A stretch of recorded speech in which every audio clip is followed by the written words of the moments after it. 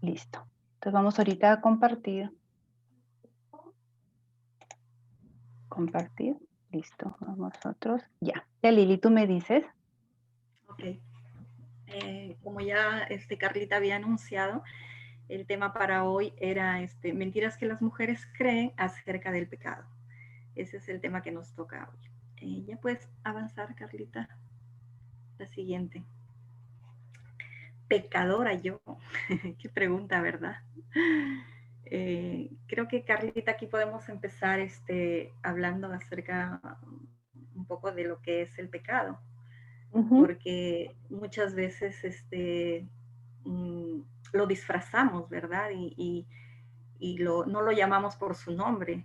Siempre cuando nos referimos, no decimos el pecado, ¿no? Decimos siempre hemos cometido errores o ha cometido errores, ¿no? Entonces yo creo que la Biblia nos habla claramente de que el pecado es pecado. No podemos disfrazarlo, no podemos ponerle otra etiqueta, porque de lo contrario entonces dejamos pasar por alto esas cosas que nos separan del Señor, ¿no?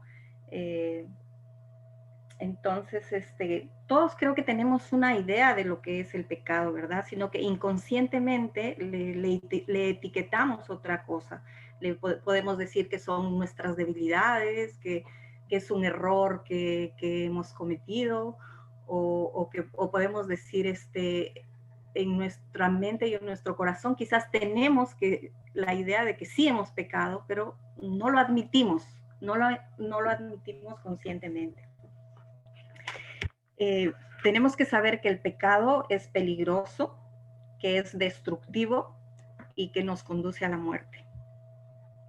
Ese es lo básico que tenemos que reconocer acerca del pecado, ¿no? Tenemos un versículo en Santiago 1:15, no sé si ustedes lo quieren anotar. Dice, entonces la concupiscencia, después que ha concebido, da a luz el pecado, y el pecado, siendo consumado, da a luz la muerte. Es lo que les decía al primer momento, ¿no? Que el pecado es peligroso, es destructivo y nos conduce a la muerte. Tenemos que tenerlo claro esa parte. No son errores, hermanas, no son debilidades, es pecado y el pecado nos aleja de la presencia del Señor. No sé, Carlita, ¿quieres hacer una pregunta más aquí? Sí, mira, Lili, acá hay una historia acerca del pitón. En el libro que estamos estudiando, pues nos dan la historia, pues, nos grafica la nos historia. grafica la historia de una familia que tenía como mascota a una serpiente, a un pitón. Y las que hemos visto, a ese tipo de, bueno, de principio es un animal, digamos, es un animal salvaje, ¿no? Cuéntanos cuál fue el desenlace de esa historia, ¿no? De tener una mascota, ¿no? ¿Cuáles fueron las consecuencias? Bueno, tener una mascota es lo más natural del mundo y cuando se tiene una mascota se ama, ¿verdad? Pero también creo que debemos, así como en todas las cosas, saber elegir. Y yo creo que esta familia que adoptó a esta mascota, que le puso de nombre Sonia, cuando la adoptaron, pues apenas medía 30 centímetros y 8 años después había crecido y llegó a medir 3,5 metros y pesaba 40 kilogramos, ¿no? Pero un día, nos pone la fecha, un 20 de julio del 93, Sonia, una pitón birmania, atacó a Derek, de 15 años de edad, y lo estranguló hasta matarlo. En un momento fatal, la criatura que parecía tan mansa e inofensiva resultó ser una bestia mortífera. La mascota que esta familia había alimentado, había cuidado, la mascota que esta familia ingenuamente trajo a su casa, se volvió contra ellos y en un momento trajo destrucción. En cierta forma, el desenlace no debe sorprendernos, pues al final la serpiente pitón solo hizo lo propio de su naturaleza, estaba en su naturaleza era destructiva, agresiva, en sí ella llevaba el veneno y llevaba el instinto animal. No hizo nada de lo que ella, para lo que ella no estaba diseñada. Pero vemos el desenlace que fue realmente fatal. Lirio, perdona que te interrumpa, ¿no? En este caso, ¿cuál serían en tal sentido las mentiras que nos dice Satanás acerca del pecado, ¿no? Y acerca de Dios, respecto, tomando como base a este caso del pitón, ¿no? Pero quiero antes, Carlita, de pasar a esa verdad, quiero hacerles un hincapié aquí, que el pecado no puede cambiar su naturaleza. Aunque el pecado nos distrae, juega con nosotros, duerme con nosotros, nos divierte, su naturaleza nunca cambia. Tarde o temprano, sin que podamos evitarlo, se levantará para atacarnos y devorarnos. A quienes le hemos ofrecido amistad. Aquí vemos, miren, qué pasó con esta pitón. En un momento determinado, en un momento que ni se lo esperaba, trajo destrucción y muerte a esta familia. No podemos cambiar la naturaleza del pecado. La pitón parecía inocente, tranquila, lo habían cuidado tantos años, pero su naturaleza, su esencia, no había cambiado. Estaba allí, en ella, con ella. Entonces el pecado es lo mismo, no podemos cambiar su naturaleza, no podemos coquetear ni jugar con ella, no podemos jugar con fuego porque nos quemamos. ¿Cuáles son las mentiras? ¿Me decías, Carlita, la pregunta? Las mentiras que nos dice Satanás acerca del pecado y de Dios. Por ejemplo, una de las cosas cuando hiciste la introducción al tema, dijiste que nosotras muchas veces decimos, no, el error que cometí. O a veces hay algunas casas en donde no se habla de pecado, casas cristianas, se habla de errores, ¿no? Se habla de fallas, ¿no? Pero no se les dice con nombre, el nombre real, ¿no? Un poco se tiene ese reparo, ese temor, ¿no?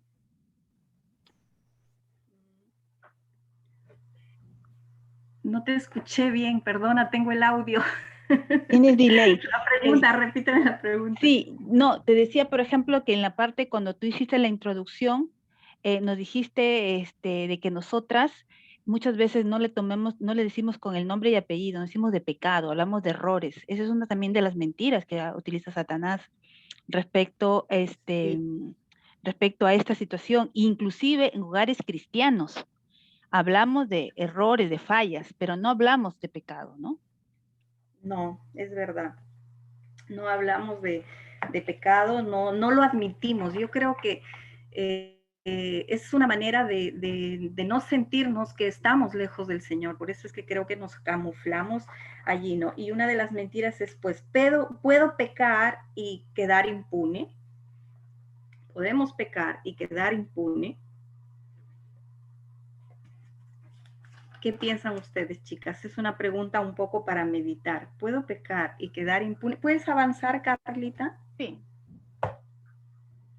No, no podemos quedar impune porque Dios todo lo sabe. Amén. Amén. Amén. Es verdad. ¿Por qué decimos que esta mentira es la más básica que Satanás usa y de qué manera la podemos relacionar con el Salmo? Buscan, por favor, si tienen sus Biblias, en el Salmo 10, el verso 6, 11 y 13.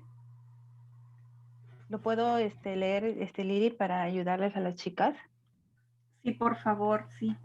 Dice en su corazón, no seré movido jamás, nunca me alcanzará el infortunio.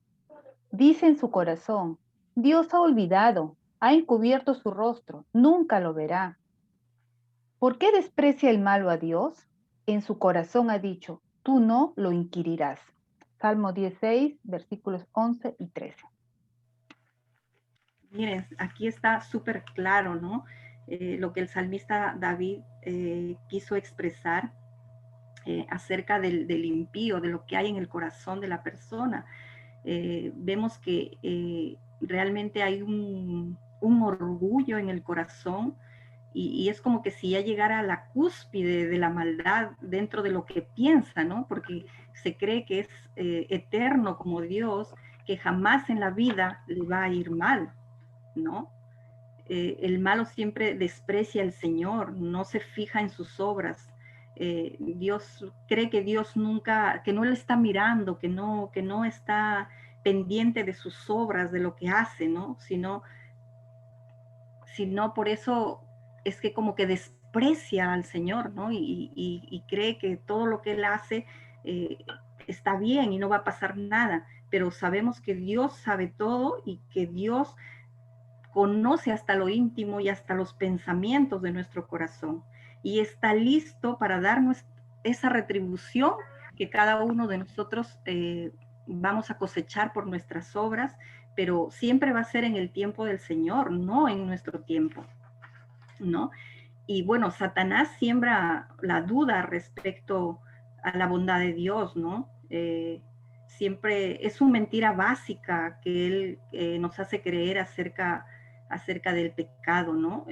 Vemos, si nos remontamos nosotros al huerto del Edén, en ese primer tiempo donde estaba Adán y Eva, y Dios les da un mandato claro. Les dice, no comas del fruto de este árbol porque morirás. Vemos que el mandato es claro, no comas. Y también vemos que lo que el Señor dice, no comas porque el resultado de la desobediencia también es claro. Dice, vas a morir.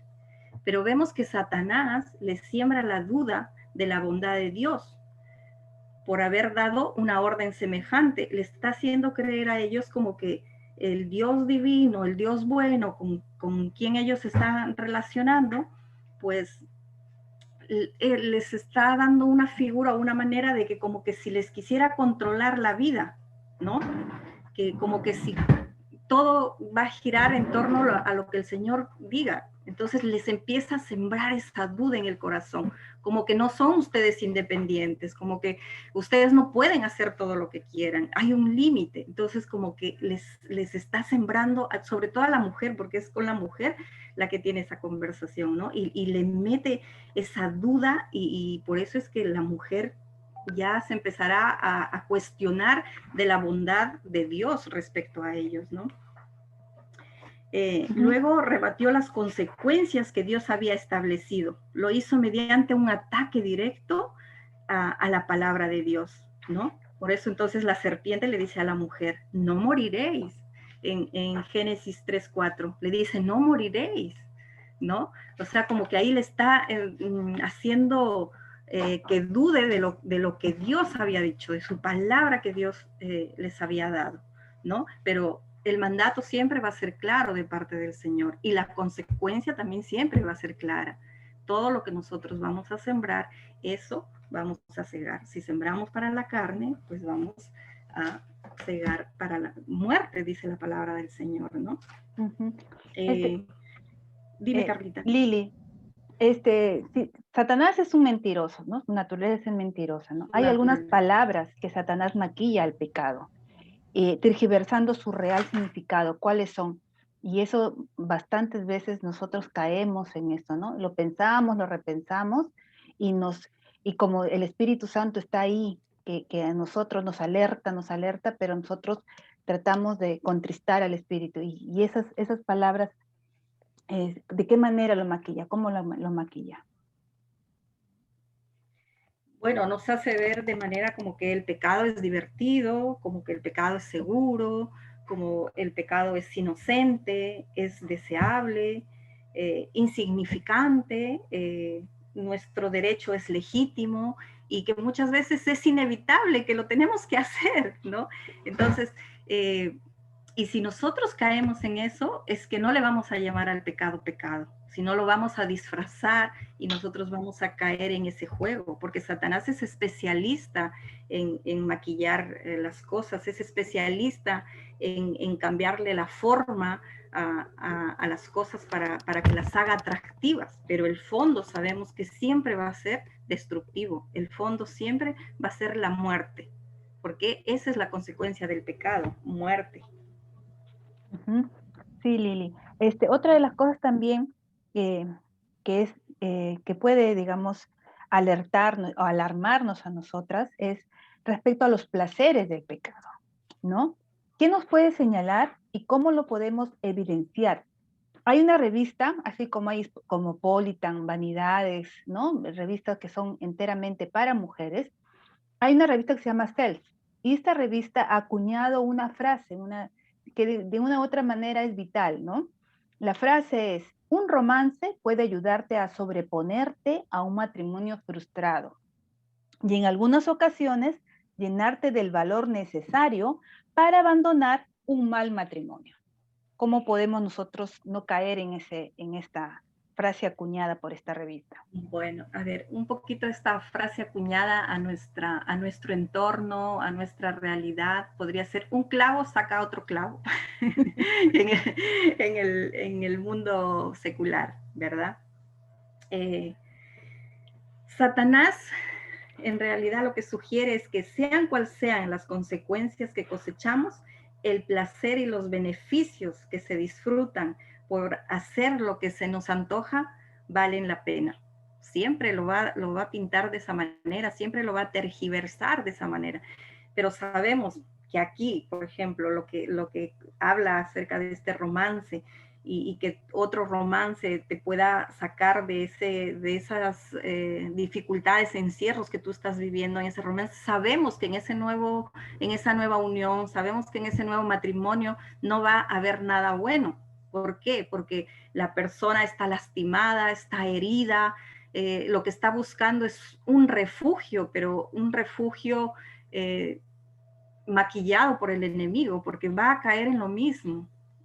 Lo que necesita aquí es restauración, lo que necesita aquí es una reconciliación con el Señor, ¿no?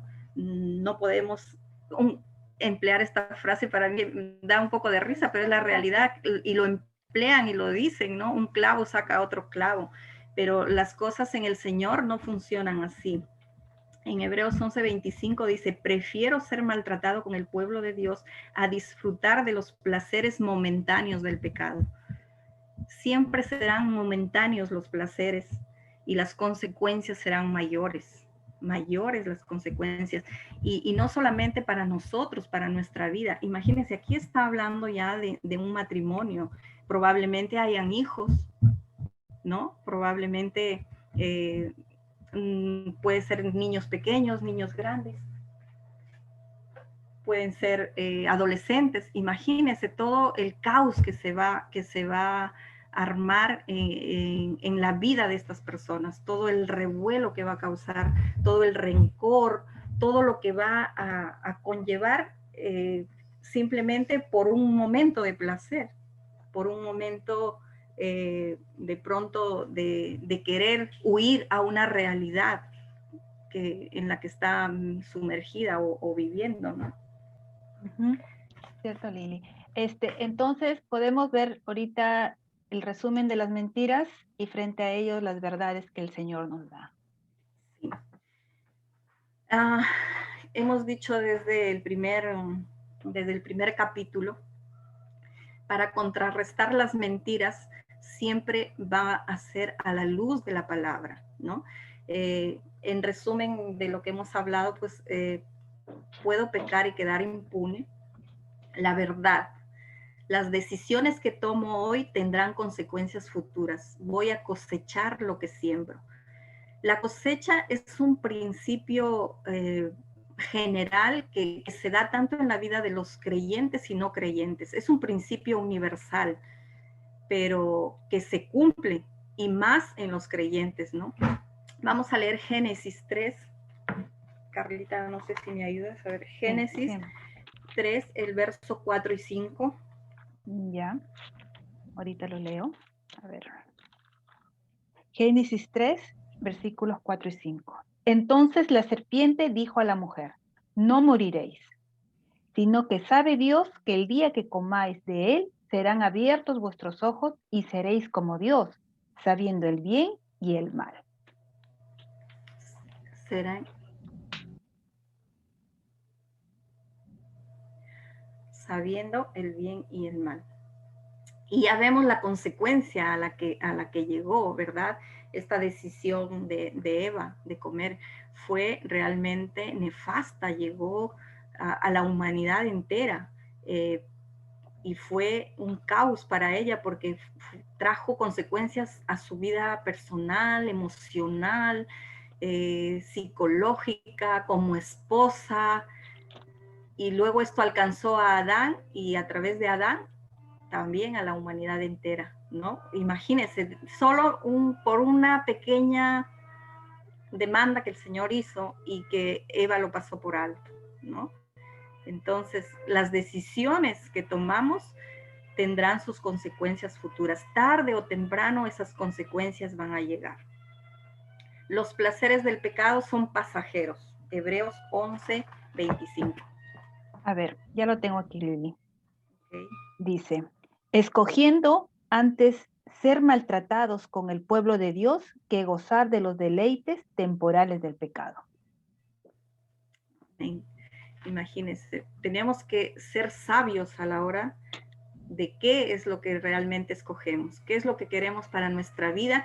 Y recordemos, así como Adán y Eva, la consecuencia que nos alcanzó a todos nosotros, lo que nosotros decidamos también va a alcanzar, y ese legado que nosotros vamos a dejar a nuestros hijos. Qué responsabilidad la nuestra, el legado que vamos a dejar nosotros, solamente de pronto por algo efímero, por algo del momento. El pecado cobra un precio devastador, no hay excepciones. Ya lo leímos, ¿no? En el Salmo 10, el verso 6, el verso 11 y el verso 13. Vemos cómo el pecado, la maldad se arraiga en lo profundo del corazón y llegamos como a despreciar la soberanía del Señor, llegamos a creer que no necesitamos a Dios para tal o cual cosa, y no nos importa lo que hagamos o dejemos de hacer, porque no creemos que hay un Dios soberano que tiene el control absoluto de todo. Si juego con fuego, voy a quemarme. No podré escapar de las consecuencias de mi pecado. Salmo 32:1 al verso 5. A ver, dice, bienaventurado aquel cuya transgresión ha sido perdonada y cubierto su pecado. Bienaventurado el hombre a quien Jehová no culpa de iniquidad y en cuyo espíritu no hay engaño.